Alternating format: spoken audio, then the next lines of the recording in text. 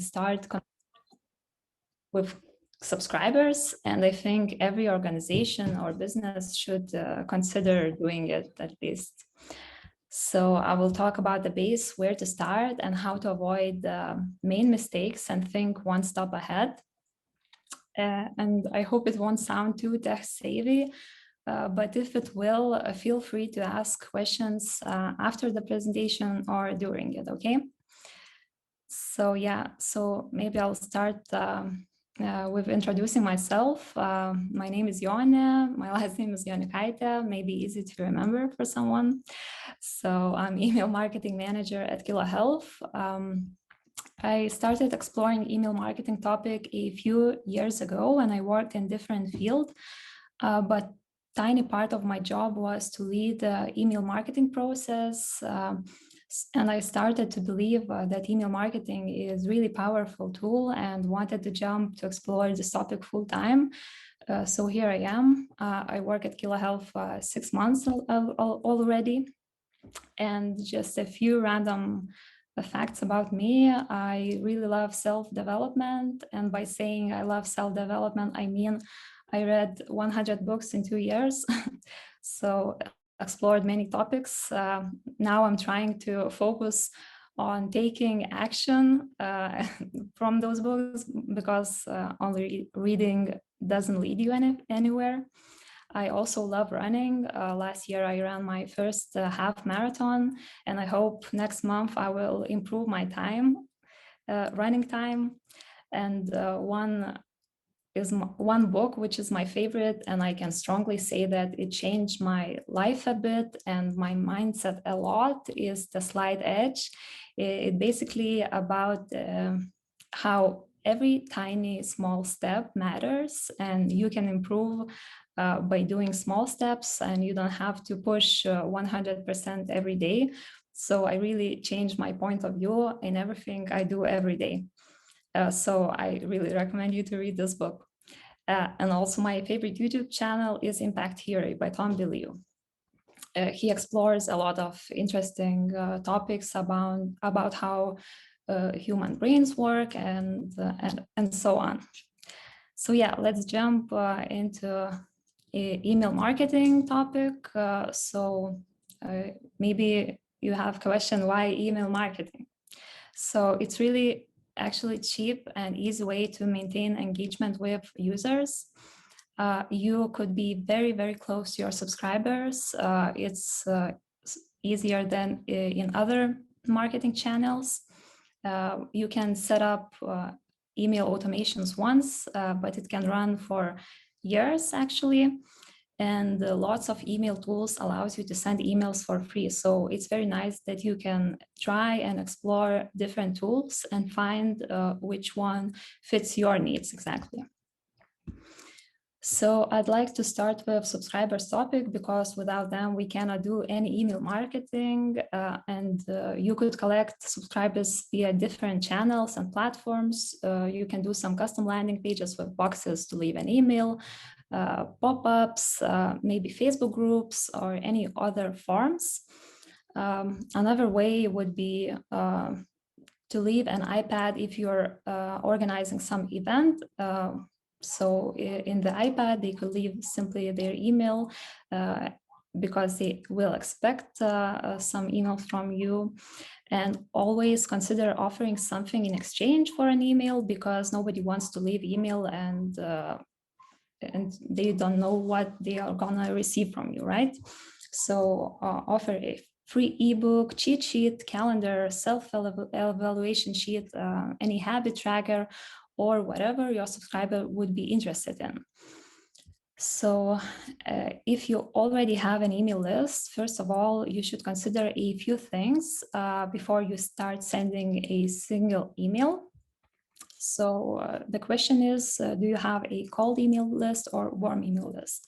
So warm list is those subscribers who have been contacted in the last 4 months and engaged in your email somehow, maybe replied, maybe clicked, and so on. Good list versus bad list. So good list basically is emails collected organically. And bad list could be considered as a third-party list, which is also illegally to buy from third-party lists. So you should never do that. Double opt-in allows you to filter really engaged users who are eager to receive your content. They reconfirm their subscription by going into their email inbox. It's actually not a must, but mostly nice to have thing, and it helps you long term to filter those who really wants to receive your content and those who are not really interested. And silent killers, not everyone thinks about it before sending an email, but they should really do in order to avoid future problems with deliverability or engagement. So yeah, if you currently have a cold email list, you could send re-engagement email. For example, ask your subscribers who have opened your email in the last 6 months to click a link and, for example, confirm if they still want to receive emails from you. Or maybe give list members different subscription options, such as receiving email or just filtered content. It's always good to let people unsubscribe. Be happy for those who are not interested and they click unsubscribe because you can save money, your engagement will be better. And some organizations put an unsubscribe button in the first place, and it really helps to filter those out, because we don't want those who are not willing to read our emails, right? Yeah, so another great rule is never buy an email list. So as I mentioned, it's illegal. You should collect your subscribers organically via forms and pop-ups that I mentioned previously. So yeah, it's never good to buy an email list because you won't get qualified contacts. You'll increase chances of getting marked as spam. Your contacts won't be exclusive, and your engagement rates will be low. So we really don't want that. And what is an email automation?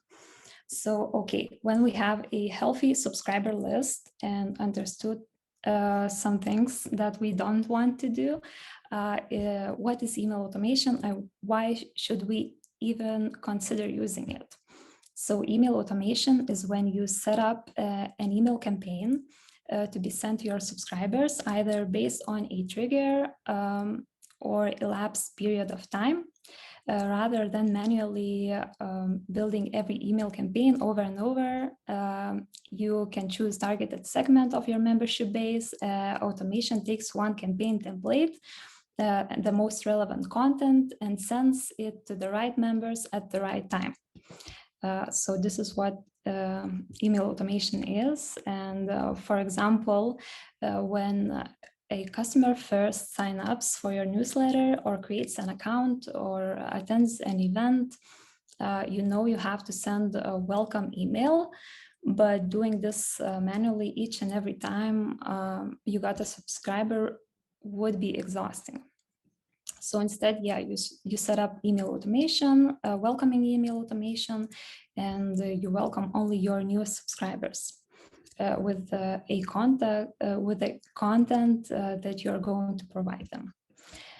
And email automation can go so much further than simple welcome emails, though. You can personalize them based on data you have about your customers, and I'm going to talk about it in later. So yeah, 5 reasons to start. It makes actually your marketing team more efficient, even if you're a single person running the whole organization. It helps you reach your ultimate goals faster. So if you have a great mission and you see that you could achieve it by communicating and engaging with your subscribers, so email automation would really make it so much easier for you. Also, you can always have personal touch with your subscribers, and you don't have to write actual emails one-to-one. You're always on top, supporting subscribers through their journey. You also can scale up your email marketing. You simply need to set up email automation once, but yeah, it can run for years or as soon as information is valid at that time. Also, it enables you to offer a personalized customer experience, which is really needed nowadays when we receive tons of emails and different promotions.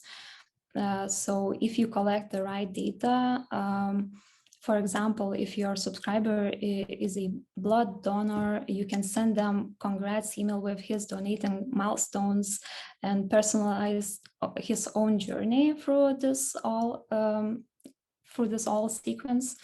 And you can send reminders when, for example, a half year passed and he's ready to donate blood again. And yeah, it could be just simple reminder with call to action to sign up again to donate. And also email automations really helps you to stay ahead of competitors. And by saying that, I mean, according to LeadSpace, nearly 82% of companies already use email automations. So if you still don't have any flows enabled, you could be missing out. So you should really consider it as a tool which could help you achieve some goals. And basically, you need to focus on creating a habit for your subscribers to open your emails. So it means if you create valuable content to them, they will want to open those emails and do it consistently, because sending one email in 6 months won't create a habit.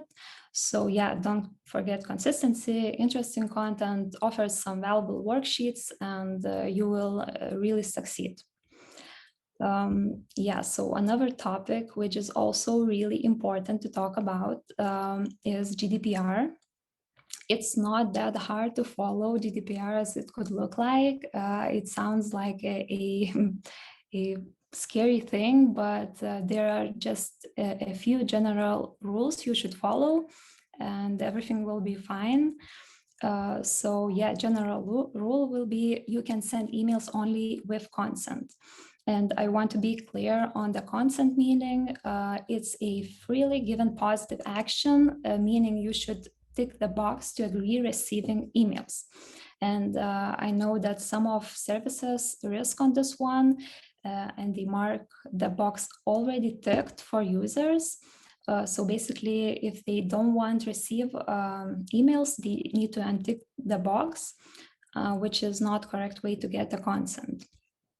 And also the right to opt out, meaning each email should have unsubscribe button below. It should be working, it should be visible, and it's always better to let people unsubscribe and send emails only for those who actually wants to receive email from you. And existing customers, the soft opt-in option, it applies only for commercial marketing. Basically, if someone purchased a product and you left a chance to unsubscribe from marketing emails, you could contact them without any additional ask. So yeah, moving forward, I listed some popular email automations here. So yeah, as I mentioned before, there could be welcoming email flows, also onboarding new signups.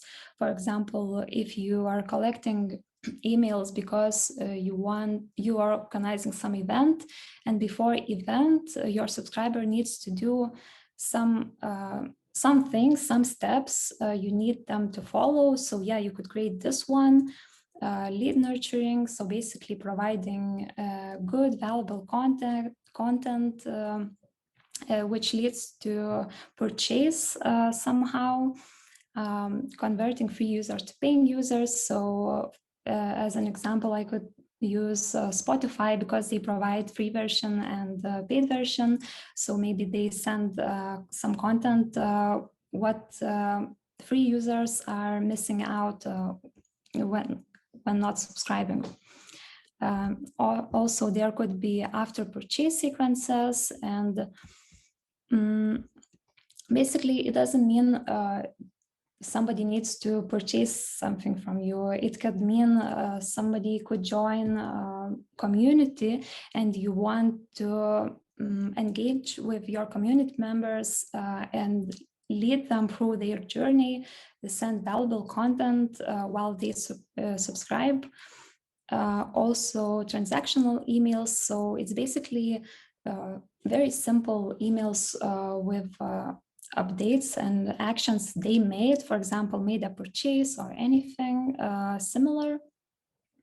Re-engagement, I want to highlight this one because if you already have a list and you're not sure if it's a healthy subscriber list or not, you can always do a re-engagement campaign or build a flow for re-engagement and put those subscribers who are not opening or clicking on your emails and just double ask them if they are still interested and get those clicks from them. And also don't forget to remove those who are not engaging at all. For example, just sitting in your list, because it's always damaging. And also there could be cart abandonment, which is popular in commercial marketing. When somebody adds a product in their basket, and you can send as a reminder that they left something on the website. Or for example, if they forgot to sign up, you can also send them a reminder to sign up and or do a particular action. So yeah, which ones to use really depends on what goals your organization has. So basically, I would say decide what is your goal, then build automation, and it doesn't need to have a name like after purchase or lead nurturing. It doesn't matter actually. So yeah, I put here some examples. This one is from meditation app, Headspace. This one is from some email marketing heroes. So I just wanted to show you that it depends on your own brand, your personal voice, what you decide to use. If you use images, if you use buttons or just simple text emails, it really is on your own. But I would suggest deciding what your brand should look like, and so your users will recognize you when they receive your emails. So here I pasted a few screenshots from MailerLite and Klaviyo, so you could see how building an email automation looks like. It's not that hard actually. You set up a certain trigger. For example, when subscriber joins some group, or maybe you created a form they should fill out, and this trigger will start the whole automation.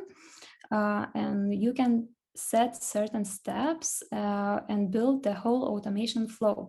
So for example, you can set certain delays, 1 day or 15 minutes, it doesn't matter, build content, and most of email providers allows you to set conditional splits. So for example, this one, for example, in the second email, we asked our subscribers if they have some kind of physical limitations. And for those who answered yes, we can build the whole new flow with dedicated content only for those who have physical limitation, and split the other group into different flow. So actually, after the presentation, I really suggest you to sign up to a few email providers and try to build these automations yourself. You will see it's pretty intuitive and easy to use. And yeah, there are many different email providers. You should consider a few things before start using them. If you have a small list or a large list, I mean, like, is it up to 1,000 or more than 10,000 a month? And are you going to send emails to customers or businesses?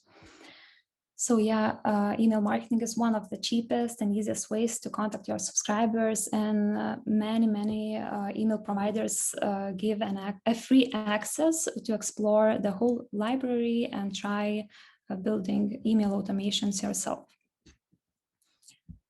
So yeah, moving forward, you can also send bulk campaigns. Bulk campaigns is not actually automated flows, but maybe special promotions, Christmas or any other occasions that you need to send a campaign just one time, or maybe you have some information related to one event which will pass, and you want to inform all your subscribers. So you basically can build one separate email and schedule it to send anytime later. And here's a few examples. Actually, I really don't like this one, but I put it here because I wanted to show you why. So the emails usually shouldn't look like images. Like 70% of emails should contain text, and 30% could be image, but this rule was denied by other providers. So I always suggest A/B test everything, because when I work at Kilo Health, I test also text versions, HTML versions, and for each campaign it could perform differently.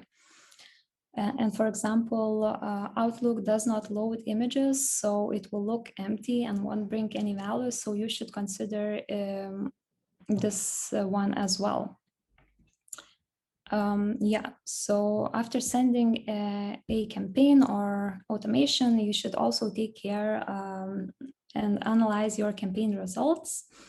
So I listed here just a main metrics you should follow. And it helps you understand if you need to improve or change anything. So the email open rate is best metric to tell you how effective your subject line is. Open rate is a metric that should be constantly monitored and improved upon, because you can always set A/B tests. I'm going to talk about the A/B tests later. Click-through rate basically is the percentage of people who clicked on at least one link in your email message, but it might be you don't have any email links. If you send just useful content or some blog post, you shouldn't focus on click rate then. Maybe open rate would be more accurate. Also, bounce rate and deliverability is pretty important. Bounce rate is a percentage of emails that haven't successfully reached recipients, and it could be many different reasons. Deliverability topic will be covered later as well. And yeah, you should also take a look at your unsubscribe rate. Everything what is above 0.1% consider is a high unsubscribe rate, and you should take a look what are the reasons for unsubscribes. And talking about conversion rate, it really depends on the goal you have.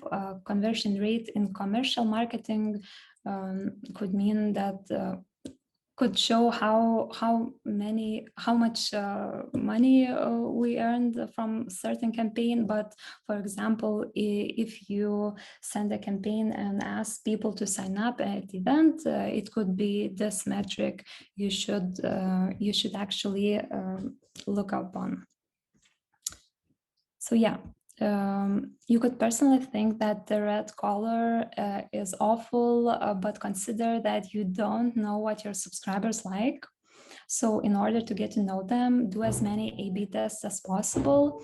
At Kilo Health, when we have any discussion about, I don't know, about CTAs, subject lines or whatever, we always say that we need to A/B test, because my opinion does not mean anything. And I need to know what my subscribers like. So yeah, and we never send a single email without A/B testing. If you don't A/B test, it's basically a waste because you never know which option would be performing better than and becoming a new winner.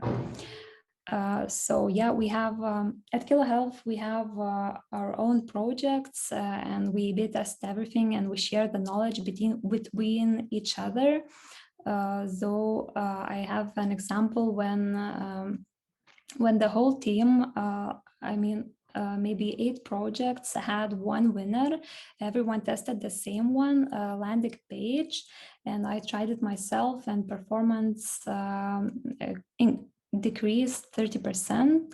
So this is an example where you should really don't listen to others and don't listen your intuition, but just A/B test, analyze results, and you will see what your subscribers like.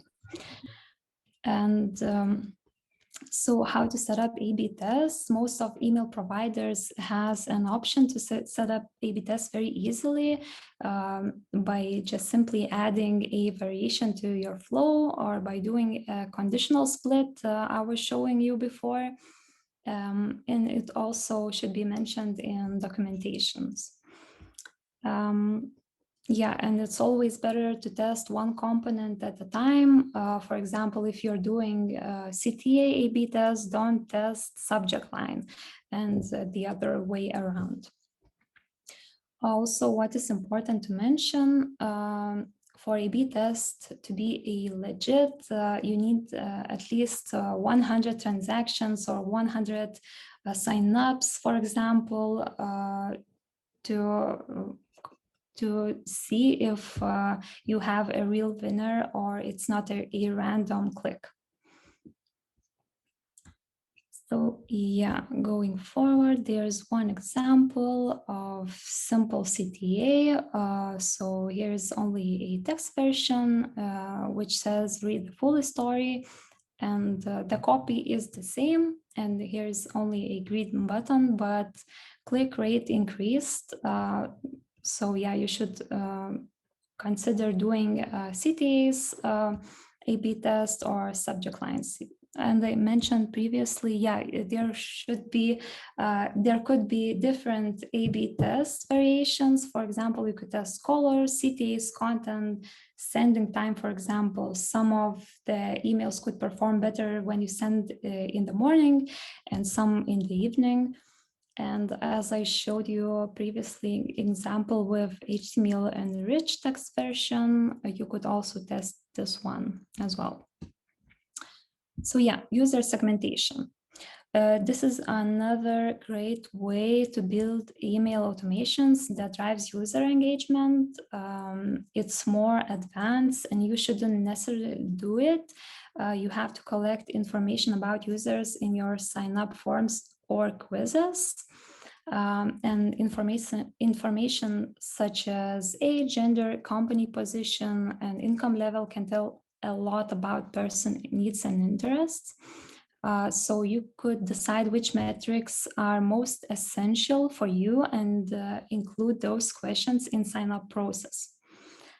Some marketers are minimalists who wouldn't dare to ask more information rather than email address to sign up to their mailing list, but that's totally fine. You can still get access to nuanced data about your customers by creating a survey or quiz after receiving email. Email, that's it. And yeah, there's a lot of different ways to create custom surveys for your audience. I personally use Typeform. It's free and easy to use, actually. And this is a great example how segmentation colors email marketing. So choose if you want to send boring and same content to everyone, or you want to segment your list and send accurate messages that will help you and your subscribers reach the goals. So together with segmentation, personalization goes ahead. So if you segment users by age, you could actually send personalized content that would be accurate only for that certain age group. Actually, nowadays we receive tons of emails, and it's really hard to be seen between all those offers. And the right way to be seen would be personalized content and make everyone feel special. So I think it's one of the most powerful things nowadays. And yeah, studies have shown that emails with personalized subject lines are 26% more likely to be opened. So if you put your subscriber name into subject line, you're most likely to get so much better engagement. Yeah, so there's one example from Klaviyo, how personalization could look like. So just consider sending the content your subscriber wants to receive. It's really personalized. You could add subscriber name here, and he will feel that you congratulate only him and you know his name. So it makes really special. And if you have a subscriber list without any information about customer, that's fine. For those subscribers, you could collect info in the sign-up form, as I mentioned. You should also focus on engagement. Email engagement is a measure of how subscribers interact with your email marketing campaigns. So first of all, give your contacts a reason to stay engaged. Basically, you should create value of staying subscribed. This could be anything from product updates, new products on sale, exclusive offers, maybe some free useful content. You could also show how you've been using their feedback and include testimonials saying how great it is that he's still with you. And winning back your inactive customers costs less than acquiring new ones. So try to focus on your current list and try to send valuable content to them. Also, get emotional by showing how much the company will miss their customer if they unsubscribe. Well, this could be actually a message from CEO or some humorous graphic highlighting what it feels like when they are no longer on your list and missing out on all of the great content you share with them. Most people find email challenging, especially the unsubscribe process, but offer your readers a way to get back in touch with you so they can learn about upcoming content or share their feedback on previous emails. And also a really good way to get engagement from your customers is ask questions. Ask your inactive contacts questions. It could help them remember why they sign up for your list in the first place. Well, questions can also put them on the path to help you solve their problem or provide valuable insight into what's holding them back from engaging with your content. Don't be afraid to get replies. Don't be afraid to send emails from your personal email, because every reply could be very valuable. They could simply tell you why they don't want to receive emails from you, and you could do some improvements. So yeah, moving forward, there are few engagement could be good engagement, also bad engagement. So this is what we want. We want clicks, we want forwards, we want opens. Also, moving from promotions tab or spam tab to the main inbox is also good engagement. Or marking email as important, or maybe a reply, as I mentioned. And also, we don't want disengagement, spam reports, non-opens, non-replies, non-clicks, and email deletes. So how to ensure a positive engagement? So yeah, useful content and brings value. I would focus on this one. Do it in exchange if you want your customers or subscribers to do some kind of action, offer something in exchange. Create polls and quizzes. Some ESPs has already implemented polls and quizzes that you can build directly to your email. This makes so much easier to build great content and show that you care about your subscriber, that you're interested about what they think by asking simple questions. How are they feeling today? It's really simple question, and most of the people would click how they are feeling, and it will raise your engagement rate. Personalized subject lines. So basically add their name or goal he mentioned when signing up. Maybe you know your subscriber mission, use it, say you can support their mission for this journey. And also use powerful CTAs. It could be a tricky part because usually what's powerful, it's already on Google and basically everyone uses it. So try adding personalization to it or maybe brainstorm new ideas with your team. What could be maybe handling your subscribers some objections and so on. So this is one example of powerful CTA. Basically, if you expect some useful content from your email, you will definitely press the button download cheat sheet. So yeah, you should consider doing this one. And also studies show that first-person voice yields a 90% better click-through rate. So there's a few examples how you can use first-person voice. And here's another brand, Crazy Egg, which we're using show me my heat map CT in their landing page, but you could also do it in the emails as well. Yeah, so deliverability is a great topic, and everyone wants to be visible and deliver their emails directly to the inboxes. But promotion tab is okay. Also, in the last year, it shows that promotion tab is actually visible and people check it often. I think 40 or 30% of people checks promotions tab, so don't be afraid of that. These are three general rules. So basically check your domain reputation on Google Postmaster. It's not that hard. You should simply register and follow the instructions there. You should authenticate your domain because it affects deliverability, and always clean your subscriber list and do re-engagement campaigns, as I mentioned before.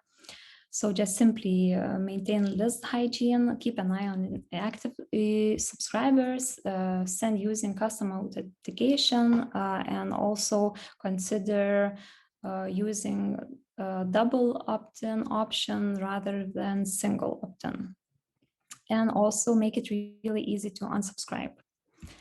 And this is a deliverability 101. So basically you should care about your domain reputation. It could be checked in Postmaster tool as well. IP reputation, domain history, spam traps, keywords, engagement, and unsubscribe spam reports. These are all components that affects email deliverability. Yeah, so basically, I think I listed here 5 tools. You could check your sending reputation, but I would suggest Google Postmaster. It's really easy to use. And here's a few screenshots how it looks like. So for example, here you can track your spam rate. So 1% is considered as high rate, but yeah, you can see those numbers here of course, you can check IP reputation. An email sender reputation is a score that internet service provider assigns to an organization that sends email. It's actually a crucial component of your email deliverability. And the higher the score, the more likely the ISP will deliver emails. And another thing is domain reputation. You should try to maintain a high reputation, and your emails will be delivered correctly. And what to do if you ruin your domain reputation. So it happened one time for me, and it actually takes time. And I want to share just a few main things that you should do. Also, before that, I would like to say, so it's better to start in a correct way, maintain a healthy subscriber list, create valuable content, and it won't happen for you and it won't cause any problems. But yeah, if it happened, you should remove as many emails with low engagement rate. Add more useful content with polls and quizzes to drive engagement. Maybe send some bulk campaigns at low scale only for those segments who are most engaged and opens your emails very often. You should consider also switching from HTML emails to text emails, but it's not necessarily. Don't try not to use heavy images, or maybe don't use images at all at that certain time when you try to correct everything. Also, remove all spammy words. You should check your content. I will provide some spammy words you should look upon. And also, send emails only for engaged users, and everything will be fine. But it takes actually from 1 to 2 months to fix everything. So this is a list of spam trigger words. I'm not going to read them all. At the same time, some of them could be considered as powerful CTAs. And you will actually see those like free gift or act now, subscribe now. And I don't want to say that you shouldn't use them at all, but simply A/B test everything, because from my opinion and my experience, sometimes I really try to using those ones because, for example, sign up for free or any other, and results, A/B test results could be really great. But if you think that it could cause a bad domain reputation, you should avoid them and remove it from your content even. And all in all takeaways, key takeaways that you should care about. Always contact your subscribers only with a consent on those who gave a permission. Also, it's better to remove those who are not engaging with your content, or send re-engagement campaign and ask if they are still interested. Also, personalize your content and segment users. It could really bring your email marketing to the next level, and you will be ahead of the competition. And track your emails performance, A/B test to better understand your subscribers. Like, what does your perfect subscriber looks like? What are their goals? You can try to guess, but A/B test everything, and you will definitely know and find an answers. So that's basically it. We could jump to the questions, but before that, I want to ask you all, after this presentation, just find an email provider. You can use MailerLite or MailChimp. It's for free.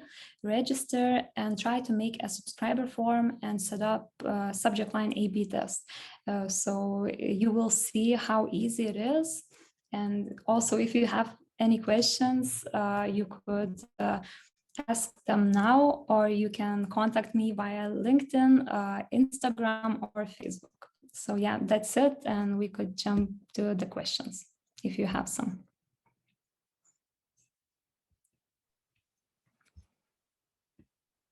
Hi, Jone.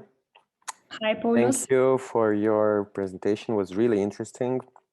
I didn't get one thing, maybe I missed it a bit, but when you were talking about GDPR, I didn't get what silent opt-in is. Is that when a customer buys a product, but what you can send limited emails to them, or how? You were asking about the third soft opt-in, right? Soft opt-in, yeah. Yeah, so basically this rule applies only for commercial marketing. So yeah, if customer bought a product from you and you, for example, in the checkout left a box to untick from to unsubscribe from marketing emails, you basically can contact them without additional ask.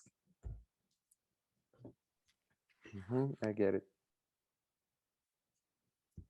And what are the, of course, it depends very much of different, I don't know, industry, but what are the normal or healthy open and click rates that we should aim for? Yeah, it really depends. So basically, I would focus on creating a valuable content first. For example, if you want to do a huge campaign and you want your subscribers to join some kind of event, right? So I would suggest collecting subscribers and warming them up by sending some useful content, some maybe useful ebooks or anything you could they could be interested in, right? So in this case, your open rates for the main campaign will be higher. And I don't know, for me personally, a good open rate is between 30-40%, but it really depends on the goal and the product and subscriber base. And if anybody has any questions, please go ahead. Yeah, I'll go ahead. Jone, thanks a lot for the presentation. I have a bunch of questions, actually. I had to choose what to ask right now because it's quite a list. You could email them afterwards if I don't answer. All right, I'll ask a few then. Because in Active Youth, we are just starting to test an email automation, sort of a campaign to challenge people to act sustainably. So we are building up this 8-week email automation. We are just at the start. So all the insights you gave were really food for thought. So my question is, have you personally tested unsubscribe buttons? Because I see sometimes they're above in the email, really visible.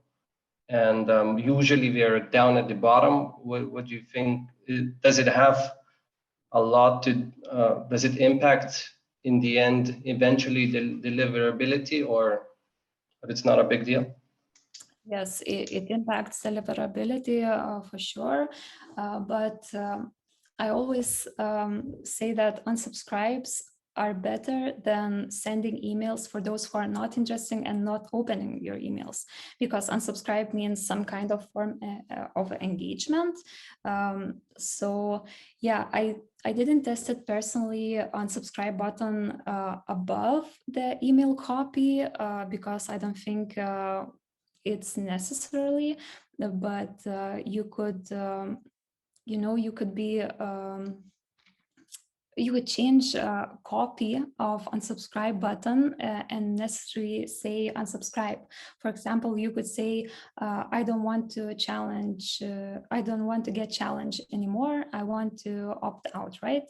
So yeah, I would definitely say A/B test if you're considering putting unsubscribe button above or below. It doesn't matter, but yeah, it's always better to allow them to unsubscribe clearly, but also you should mention in that sequence what values they could get, or maybe what they can miss if they unsubscribe, and just cause some kind of fear of missing out, you know? Yeah, thanks. Hey, sorry. That's really detailed. Thanks. One more question. One sec. We wanted to ask about Gaddis? email frequent. Yeah. Yeah, sorry. I could just add a little bit of that. I'm actually from Kilo Health, working with email marketing, and we have tested that before, like Jone came working with us. So basically, unsubscribed text doesn't impact that much. The content itself impacts more.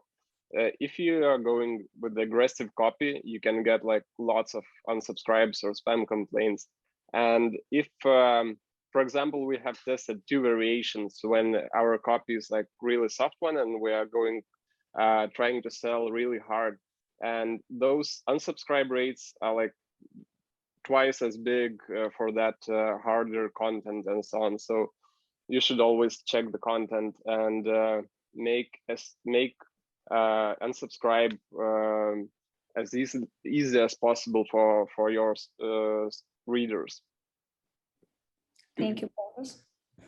Thanks a lot. Sorry, I thought. Thanks a lot, Paulus. One more question about email frequency and automations. Like, this is totally something I have no idea about. What do you think is optimal to get users engaged, not to forget about you, etc.? It also really depends. Actually, yesterday I read one blog post from Email Marketing Heroes, and they are doing new approach, and they emailing their subscriber list every single day. They want to show everyone that it's okay to email those who wants to receive email, and they will, if you won't send and miss one day, for example, they will get angry because you didn't send an email, right? So it's a different kind of view. But from my personal opinion, I wouldn't say I wouldn't send emails so much often, like every single day. But for example, if it's after purchase sequence or customer retention flow, you know, if you want to keep engagement and so on, 2 emails per week could be enough, but maybe Paulus can also add something on this one. Yeah, I could add something. I've been working with also companies which are not in e-commerce, so 2-3 emails per month for some of them are quite okay. And for some companies, you need to contact people more. So you can contact them twice a week or in 2 weeks, like 2-3 times. So you just need to A/B test everything and see what your subscriber lists and what your audience likes and what they expect, and then you'll see how it works best for you. I see. Thanks a lot.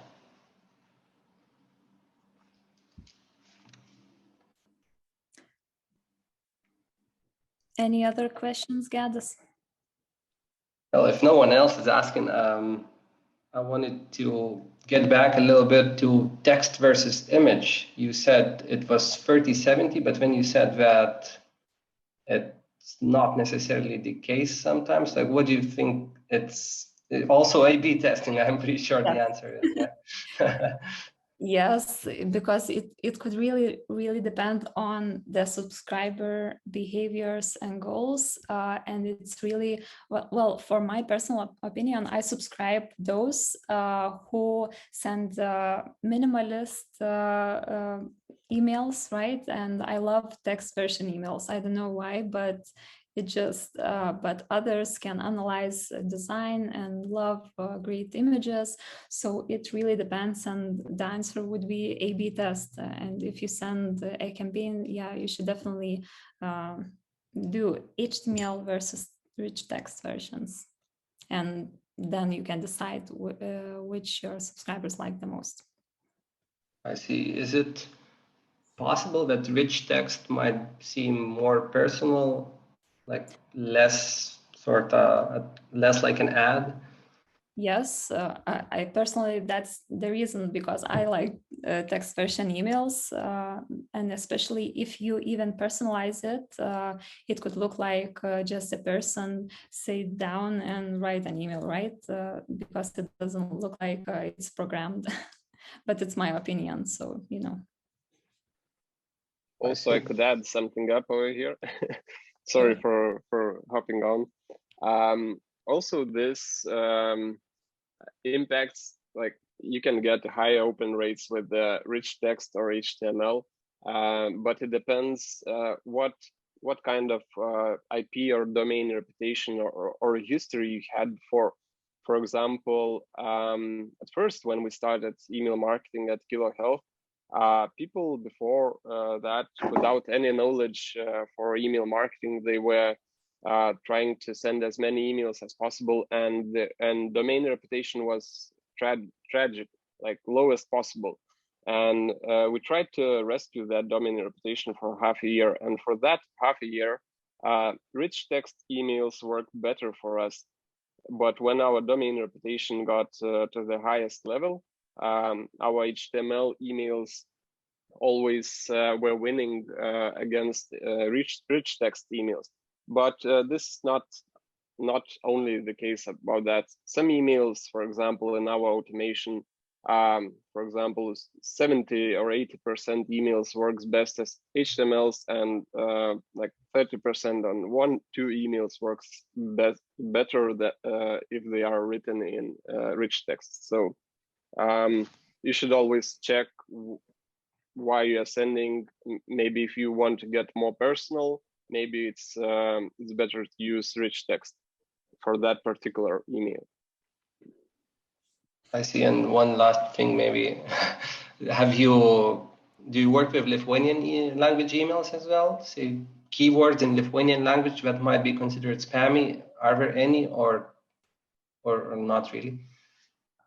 Personally, I didn't work with Lithuanian email copies. Maybe Paulus did. Do you have experience with email Lithuanian copies?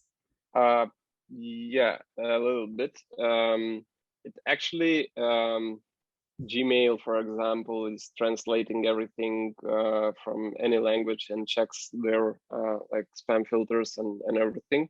So I don't have any particular spam keywords or something, but if you are sending your emails like with a good engagement, only for engaged groups and so on, so you won't have any issues with any spam keywords. I can give you an example when one email provider had like really bad domain or IP reputations, but their customers had like really engaged audiences, like 80% open rates while sending to 50-70,000 subscribers. So they didn't notice anything about that. So if your engagement rates are good, so you won't have any issues. Thanks. I'm over and out. That's it. No more from me.